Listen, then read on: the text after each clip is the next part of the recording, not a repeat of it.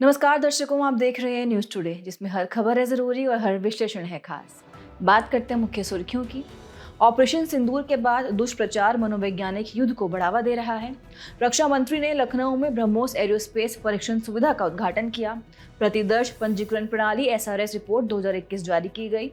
RBI ने भारतीय reserve bank digital ऋण निर्देश 2025 जारी किए। वायु गुणवत्ता प्रबंधन आयोग सीएक्यूएम ने धान की पराली जलाने की रोकथाम और नियंत्रण हेतु निर्देश जारी किए। चलिए खबरों की चर्चा विस्तार से करते हैं और नजर डालते हैं आज की पहली मुख्य खबर पर। ऑपरेशन सिंदूर के बाद दुष्प्रचार मनोवैज्ञानिक युद्ध को बढ़ावा दे रहा है।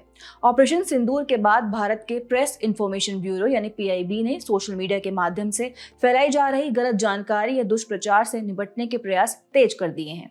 आपको बता दें, दुष्प्रचार यानी डिसइंफॉर्मेशन का अर्थ है झूठे व भ्रामक के दोनों प्रकार के कंटेंट को जानबूझकर क्रिएट करना और उसे प्रसार करना। वहीं गलत जानकारी यानी मिस इन्फॉर्मेशन से आशय अनजाने में इस तरह के कंटेंट का प्रसार करना होता है। तो मनोवैज्ञानिक युद्ध यानी साइकोलॉजिकल वॉरफेयर यानी PSYWAR आखिर क्या है? दरअसल ये युद्धों या भू राजनीतिक तनावों के समय में प्रोपोगेंडा, धमकी और अन्य गैर सैन्य रणनीतियों के योजनाबद्ध तरीके से उपयोग को कहते हैं। इसका उद्देश्य दुश्मन को गुमराह करना, डराना और मानसिक रूप से कमजोर करना होता है। उदाहरण के लिए दुश्मन को आत्मसमर्पण के लिए बाध्य करने वाले पर्चे वितरित करना या जनमत को प्रभावित करने हेतु सोशल मीडिया के माध्यम से झूठी या भ्रामक जानकारी फैलाना।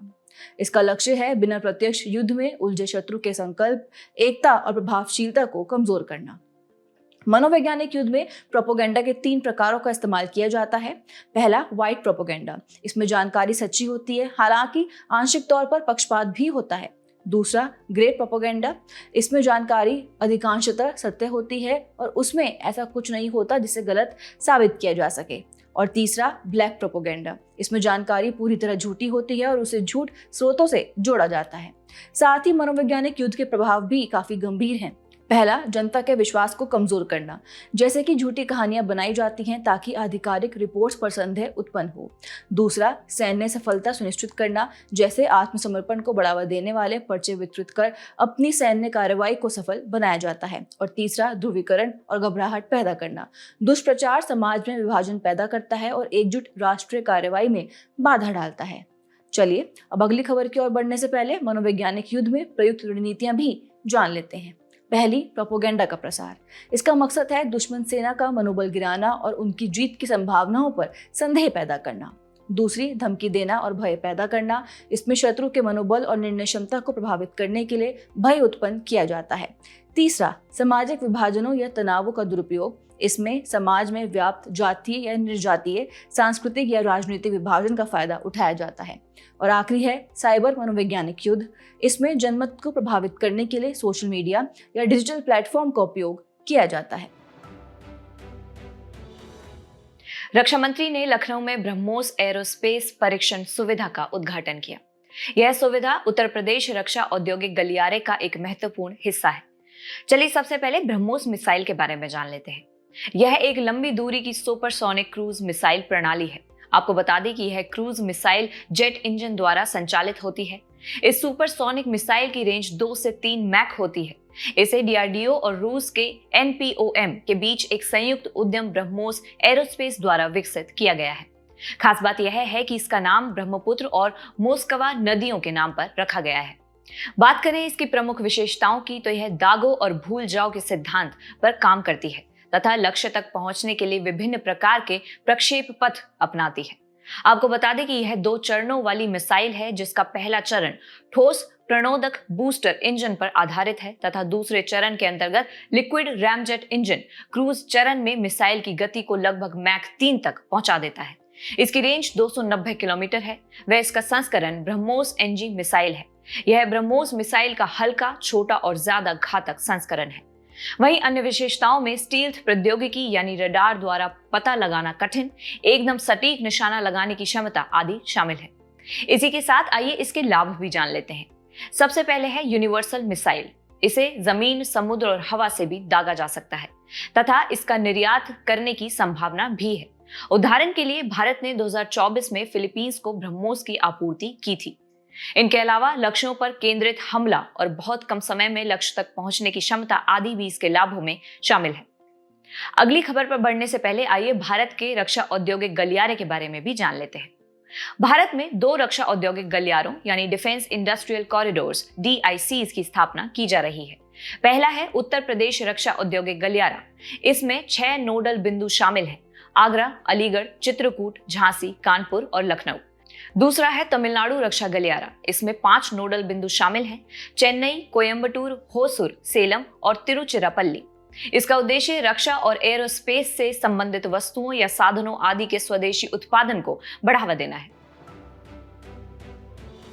प्रतिदर्श पंजीकरण प्रणाली यानी SRS रिपोर्ट 2021 जारी की गई। SRS हर साल भारत के सभी राज्यों और केंद्र शासित प्रदेशों में भारत के रजिस्ट्रार जनरल के कार्यालय द्वारा किए जाने वाला एक बड़ा जनसांख्यिकी सर्वेक्षण है। चलिए इस रिपोर्ट के मुख्य बिंदुओं को विस्तार से समझते हैं। सबसे पहले मातृ मृत्यु दर यानी MMR। ये 2014-16 के प्रति लाख जीवित जन्मों पर 130 से घटकर 2019-21 में 93 हो गई। SDG 2030 का लक्ष्य इसे 70 या उससे कम करना है और भारत इस दिशा में तेजी से बढ़ रहा है। अब बाल मृत्यु दर की बात करते हैं। नवजात मृत्यु दर यानी NMR 2014 के 26 से घटकर 2021 में 19 हो गई है। वहीं SDG 2030 का लक्ष्य इसे 12 या उससे कम करना है। शिशु मृत्यु दर IMR 2014 में 39 थी जो 2021 में 27 हो गई है। वहीं 5 वर्ष से कम आयु के बच्चों की मृत्यु दर यानी U5MR 2014 में 45 थी जो 2021 में 31 हो गई है। इसके तहत SDG 2030 का लक्ष्य इसे 25 या उससे कम करना है। जन्म के समय लिंग अनुपात की बात करें तो 2014 के 899 से बढ़कर 2021 में 913 हो गया है। वहीं कुल प्रजनन दर TFR 2021 में 2.0 दर्ज की गई है जो 2014 में 2.3 थी। आपको बता दें कि बिहार में सबसे अधिक TFR 3.0 दर्ज की गई है।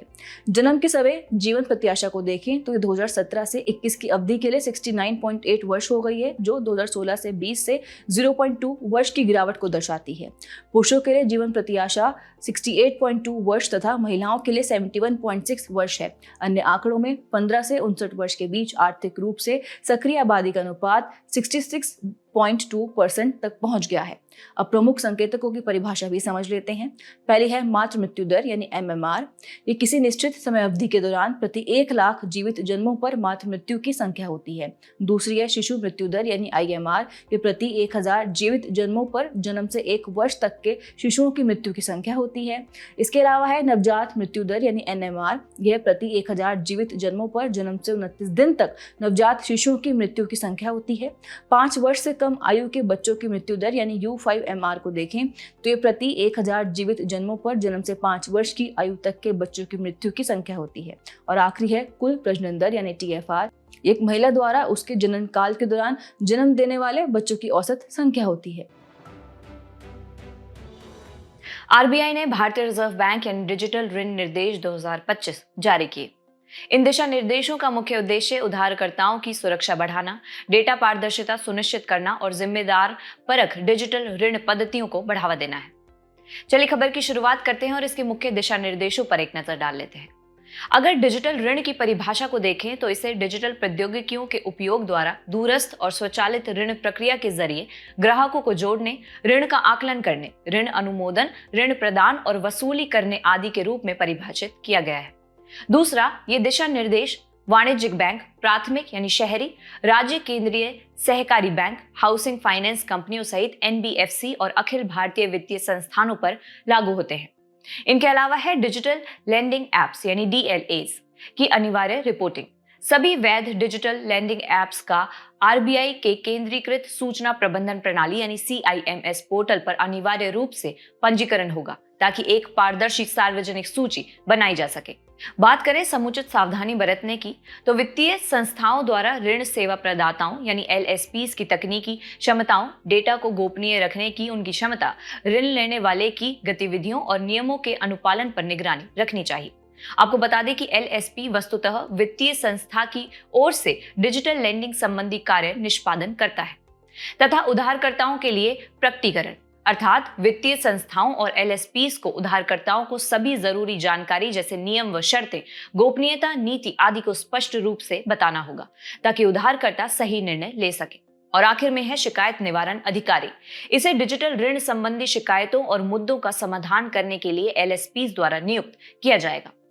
अब प्रश्न यह उठता है कि डिजिटल लेंडिंग पर RBI दिशा निर्देशों की जरूरत क्यों पड़ी। सबसे पहला कारण है बहुत ज्यादा ब्याज दरें और छिपे हुए शुल्क। कुछ प्लेटफॉर्म्स जानकारी की कमी का फायदा उठाकर उधारकर्ताओं से अत्यधिक ब्याज और छिपे हुए शुल्क वसूलते हैं तथा ऋण वसूली के अनैतिक तरीके। कई मामलों में वसूली एजेंटों द्वारा डराना, धमकाना और मानसिक उत्पीड़न जैसी घटनाएं सामने आई हैं। अविनियमित और फर्जी ऐप्स का बढ़ना भी एक मुख्य कारण है। बिना किसी निगरानी के काम करने वाली कई डिजिटल लेंडिंग ऐप्स ने लोगों को नुकसान पहुंचाया है। वहीं बात करें गलत तरीके से उत्पाद बेचने की, तो कई बार उधारकर्ताओं को पूरी जानकारी नहीं दी जाती या उन्हें उनके लिए अनुपयुक्त ऋण विकल्प भी प्रदान किए जाते हैं। और आखिर में है डेटा गोपनीयता का उल्लंघन। तीसरे पक्ष के सेवा प्रदाताओं द्वारा उधारकर्ताओं की संवेदनशील जानकारी के गलत तरीके से उपयोग की आशंका रहती है।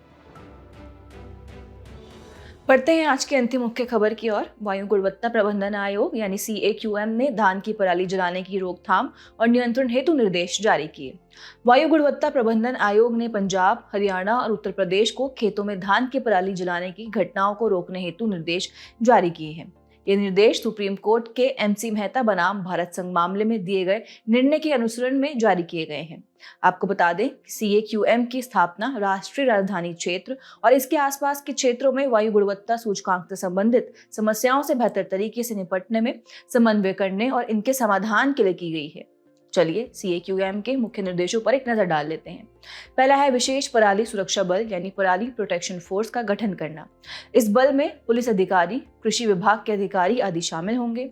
दूसरा, ईंट भट्टों में धान के भूसे की पैलेट्स या ब्रिकेट्स की को फायरिंग अनिवार्य करना। इसे थर्मल पावर प्लांट्स की तर्ज पर लागू किया जा सकता है।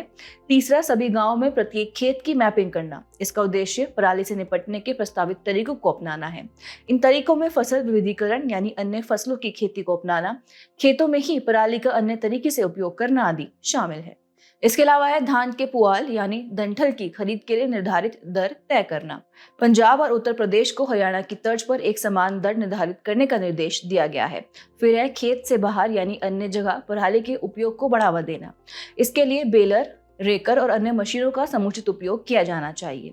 यदि अन्य निर्देशों की बात करें तो रियल टाइम और निरंतर डेटा रिपोर्टिंग हेतु एक ऑनलाइन प्लेटफॉर्म शुरू करना चाहिए। साथ ही फसल अवशेष प्रबंधन यानी CRM मशीनों की सूची की व्यापक समीक्षा करनी चाहिए। अब पराली जलाने के दुष्प्रभाव को समझते हैं।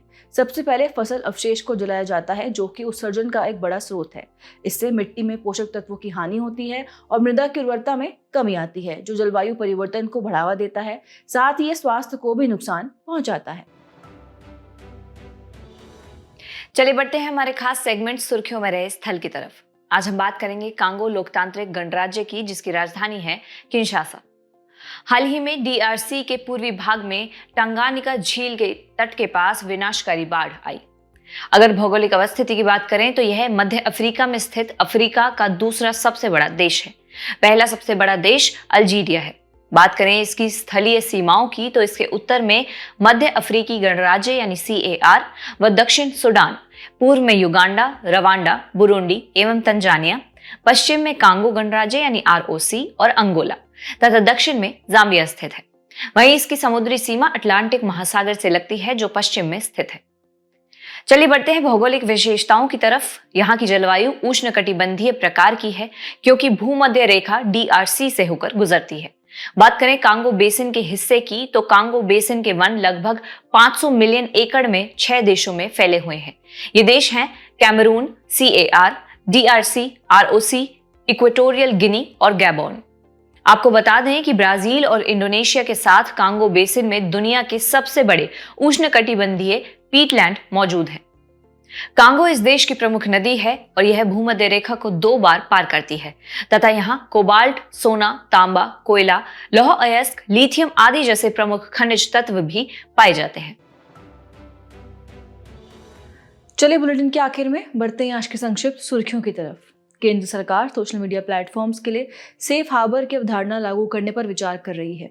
सेफ हार्बर एक कानूनी अवधारणा है। ये व्यवस्था उन वेबसाइट्स को कानूनी जवाबदेही से सुरक्षा प्रदान करती है जिन पर कोई थर्ड पार्टी यूजर गैर कानूनी कंटेंट पोस्ट करता है या साझा करता है। महाराष्ट्र की कड़बनवाडी घास भूमि में एंडेंजर्ड इंडियन ग्रे वुल्फ पाए जाते हैं। हालिया दिनों में कुत्तों के हमलों ने उन्हें और अधिक असुरक्षित बना दिया है। इंडियन ग्रे वुल्फ वास्तव में ग्रे वुल्फ की एक उप प्रजाति है। यह प्रजाति दक्षिण पश्चिम एशिया से लेकर भारतीय उपमहाद्वीप तक पाई जाती है। जंगली केले की प्रजाति मूसा इंडे डेमेनेंसिस में लगभग 4.2 मीटर लंबा फलगुच्छ या पुष्प क्रम दर्ज किया गया। यह किसी केले के पौधे में दर्ज किया गया अब तक का सबसे लंबा फलगुच्छ है। क्षेत्रीय एकीकृत बहु आपदा पूर्व चेतावनी प्रणाली यानी RIMES की चौथी मंत्री स्तरीय बैठक श्रीलंका की राजधानी कोलंबो में आयोजित की गई।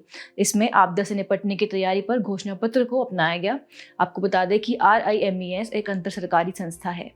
भारत में 11 मई को राष्ट्रीय प्रौद्योगिकी दिवस मनाया गया। यह दिवस प्रत्येक वर्ष 11 मई को मनाया जाता है। यह दिवस 1998 में ऑपरेशन शक्ति के तहत राजस्थान के पोखरण में किए गए सफल परमाणु परीक्षणों और स्वदेशी रूप से विकसित हल्के विमान हंसा 3 की पहली उड़ान के उपलक्ष्य में मनाया जाता है। नासा ने घोषणा की है कि इसकी कुछ संभावना है कि YR4 2032 चंद्रमा से टकरा सकता है। शोध ग्रह YR4 को चिली में स्थित asteroid terrestrial impact last alert system यानी एटलस का उपयोग करके खोजा गया था। एक नए अध्ययन में लाफोरा रोग के उपचार में आशा की किरण जगाई है। यह एक दुर्लभ, जानलेवा और गंभीर आनुवंशिक विकार है जो मस्तिष्क एवं तंत्रिका तंत्र को प्रभावित करता है। एक अध्ययन में पाया गया कि तिरुवनंतपुरम के पुंथुरा में जियोट्यूबिंग समुद्र तटीय कटाव को नियंत्रित करने में प्रभावी है। जाने से पहले आपकी समझ की परीक्षा के लिए डालते हैं एक नजर हमारे स्पेशल सेगमेंट प्रश्नोत्तरी पर।